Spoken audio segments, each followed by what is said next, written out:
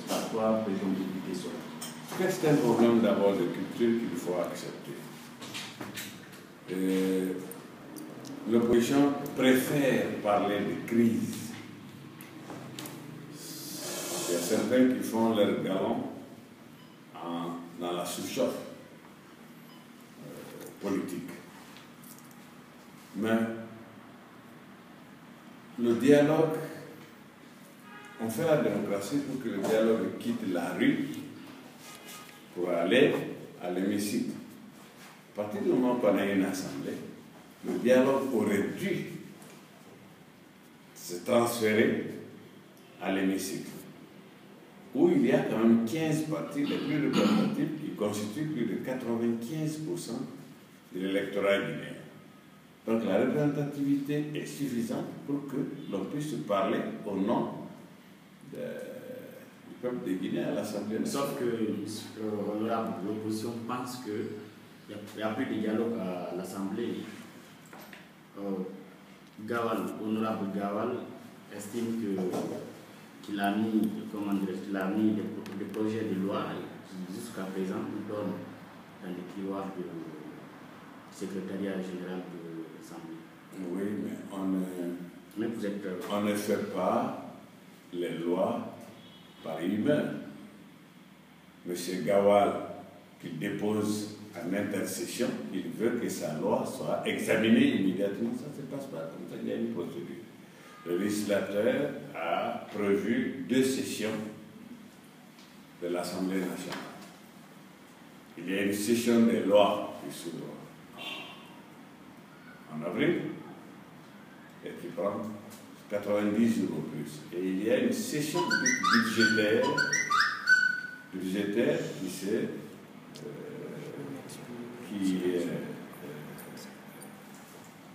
se tient à partir du mois d'octobre. À ma connaissance, pendant la session des lois, d'abord c'était notre toute première session, nous n'avions reçu aucune proposition de loi. Maintenant, vers la fin de la session budgétaire, il y a son parti qui a manifesté l'intérêt de déposer un projet, une proposition de loi pour la session future, c'est-à-dire en avril. Mais il ne peut pas déposer en fin décembre et en janvier crier que ça dort dans le tiroir. C'est ça aussi la démocratie. Il faut qu'on respecte les procédures. C'est la même chose quand les partis politiques veulent se retrouver pour demander à modifier une loi. On ne modifie pas une loi par des partis politiques autour d'une table. C'est à l'Assemblée. Quand il n'y a pas d'Assemblée, oui, il y a sauf que vous êtes très très majoritaire. Non, nous avons une courte majorité. Et c'est ce qui existe dans tous les pays du monde. Il y a une majorité. Mais quand ça compte, c'est significatif. Mais absolument. Mais pourquoi on va aux élections? C'est pour dégager une majorité. Ou bien vous voulez qu'on se fasse excuser d'avoir une majorité à l'Assemblée? Non, c'est la bataille de tout le monde. En France, c'est une majorité. Vous savez, il y a combien de députés de l'opposition au Sénégal? Il me semble que 12 sur 150. Et nous, on a au moins plus de 50 députés de l'opposition ici à l'Assemblée guinéenne. C'est l'Assemblée la plus équilibrée de l'Afrique. Ça ne veut pas dire que les 49 autres États africains sont plus démocratiques que la Guinée, non. Mais nous avons l'Assemblée la plus équilibrée d'Afrique. Mais il y a une procédure. Quand on ne veut pas respecter cette procédure et qu'on veuille accéder au pouvoir, on enseigne la dépendance. Qu'est-ce que vous voulez? Quel genre de dialogue voulez-vous à l'Assemblée nationale? Un dialogue franc, un dialogue peu politicien, un dialogue constructif. Je vais vous donner quelques exemples. Que l'opposition veuille qu'on se retrouve autour d'une table. Nous sommes d'accord, nous demandons. Que dans ces revendications, que l'opposition demande à ce que les institutions républicaines soient installées, nous avons été les premiers à interpeller le Premier ministre lors de son passage devant les députés. J'ai été personnellement rencontrer le Premier ministre 1 ou 2 fois à propos de ces institutions. Nous sommes en droite ligne avec n'importe quel démocrate qu'il faut compléter l'armature démocratique, institutionnelle démocratique du pays. Que l'on demande à ce qu'on revoie le code électoral, bien sûr. Comme par hasard, j'étais membre du CNT. Nous avons eu des juristes militants membres du CNT. Et nous avons eu des fascicules du code électoral qu'on a commencé à vendre à Medina avant qu'on ne vote le code électoral. Chacun a une version du code électoral. Que l'on veuille donc l'examiner, nous sommes d'accord. Il parle de recomposition de la CENI. Nous avons voulu, nous, au CNT, avoir une CENI administrative. Nous sommes restés sur le projet quand nous avons reçu une lettre de M. Sidya Touré pour dire « Je ne serai pas d'accord sur ce que vous voulez proposer. » Mais pas ce que vous avez proposé, sur ce que vous voulez proposer. Nous avons reçu une délégation de M. Selouda Leguem pour dire qu'il n'est pas d'accord sur la façon, la CENI que nous voulons proposer. Nous avons reçu un appel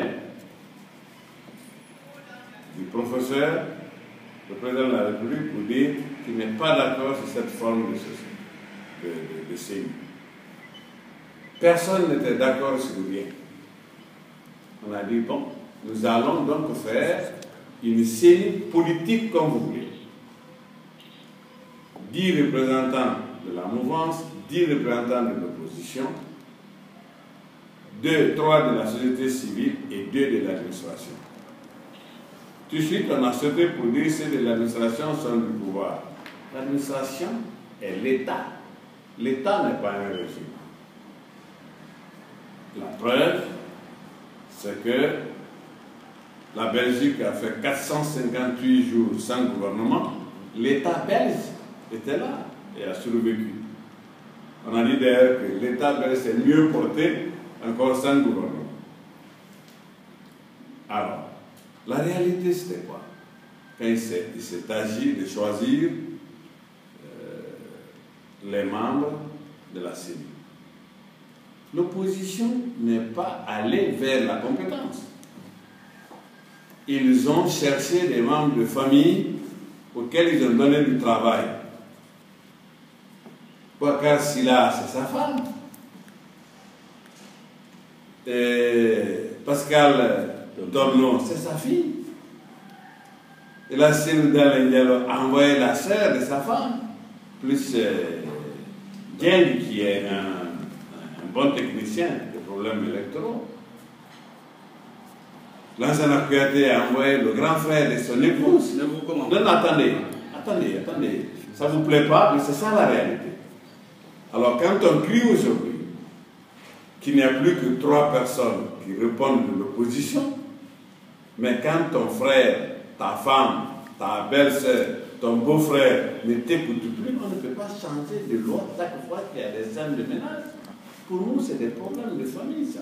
Et ensuite, c'est une loi organique qui crée la CENI, qui dit que les membres de la CENI, les commissaires de la CENI sont élus, enfin, sont désignés pour 7 ans non renouvelables.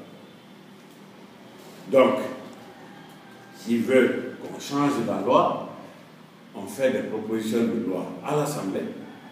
Le bureau de l'Assemblée va examiner la recevabilité de la proposition de loi. Le bureau de l'Assemblée auquel l'opposition participe. Les minorités. Mais ils sont minorités. C'est comme ça la démocratie. Et d'ailleurs, c'est encore seulement en Guinée que l'opposition participe au bureau de l'Assemblée, ça aussi. Au Sénégal, ils ne participent pas à quelque niveau que ce soit. En Côte d'Ivoire, ils ne participent pas. En France, l'UNP, malgré sa proportion à l'Assemblée, n'a pas un seul représentant au bureau de l'Assemblée.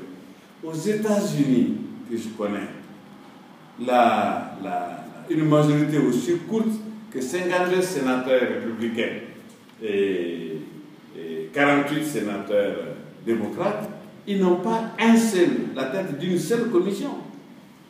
C'est ça la démocratie, la dictature de la majorité dans le respect de la minorité. Pourquoi on veut qu'on change ça? Parce que ce n'est pas eux. Ce n'est pas comme ça qu'on construit. Tout n'est pas favorable à ça dans la démocratie.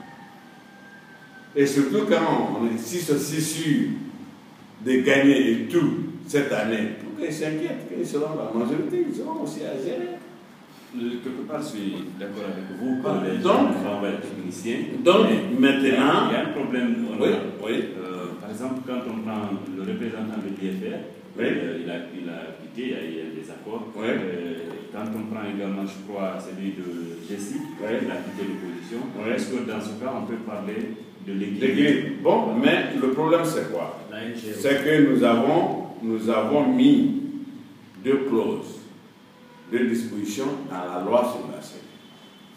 Premièrement, à partir du moment où un commissaire prête serment, il n'a plus le droit ni de demander, ni de recevoir les instructions de sa structure de base. Donc ceux qui ne répondent plus à leur structure de base ne font que respecter leur serment et la loi. Deuxièmement, vous savez pourquoi on a fait 4 mois entre les deux tours? C'est parce que chaque fois qu'il y avait un problème à la CENI, l'opposition demandait à ses représentants de se retirer. La CENI était bloquée, elle ne pouvait pas travailler. On a mis aussi une disposition. Si les gens se retirent, même s'il ne reste que 3 commissaires, ils peuvent délibérer en toute légitimité et à toute légalité. Donc, ce ne sont pas des militants qui sont à la CENI. On a voulu une CENI politique par la représentation, mais on a voulu une CENI administrative par l'indépendance des commissaires, qui ne doivent même plus assister aux conférences et réunions et autres assemblées de leur parti. Mais vous, le vice-président de la CENI. Non, l'un des vice-présidents. Voilà, parce que l'autre vice-président de l'URPG, c'est le. Voilà, l'un des vice-présidents de la CENI a quand même participé à une assemblée générale du URPG. Non, attendez. C'est une faute. Mais ce qui est certain, c'est que toutes les décisions à la CENI se prennent en plénière. Aucun commissaire ne refuse d'assister au plénière. Aucun commissaire ne se plaint d'avoir pas été associé aux décisions de la plénière. Mais maintenant que tel est démissionnaire, parce que le problème de Jessie, Suma, en réalité, quelle est sa représentativité dans l'électorat? Soyons sérieux. Pascal Tolno, quelle est sa représentativité dans l'électorat? Mais en ce moment, par la passion, c'est eux, parce que les gueulards, excusez-moi l'expression, c'est eux qui ont été choisis pour donner des représentants. Mais maintenant que M. Suma demande à son représentant, bon, tu dois me verser la moitié de ton salaire, et qu'il y ait des querelles de ce genre, on ne peut pas toujours changer. On ne peut pas avoir une CENI saisonnière, une CENI à la veille de chaque élection. On ne peut pas. Et finalement, il faut qu'on apprenne à respecter la loi. Et ce n'est pas les partis politiques qui vont toujours s'associer, se mettre autour de la table pour modifier une loi organique. C'est seule l'Assemblée qui peut modifier une loi. On nous l'envoie. Si on vote non, c'est sans appel. Il n'y a pas d'autre recours. Maintenant, nous sommes parfaitement d'accord qu'on ait des comités paritaires de veille sur l'activité, un comité de veille composé paritairement opposition, mouvance pour la CENI, qu'il y ait même un comité de suivi aussi, composé paritairement de l'opposition et des choses pour rendre compte. Mais jusqu'à présent, je vous avoue, malgré les accusations, on n'a pas été associé. L'opérateur technique qu'on a trouvé, on ne peut pas en trouver mieux. Il n'y a pas 1000 sur le marché de la biométrie. C'est l'un des plus grands au monde et je sais une chose, une entreprise, c'est parce que si vous savez ce que c'est qu'être coté en bourse,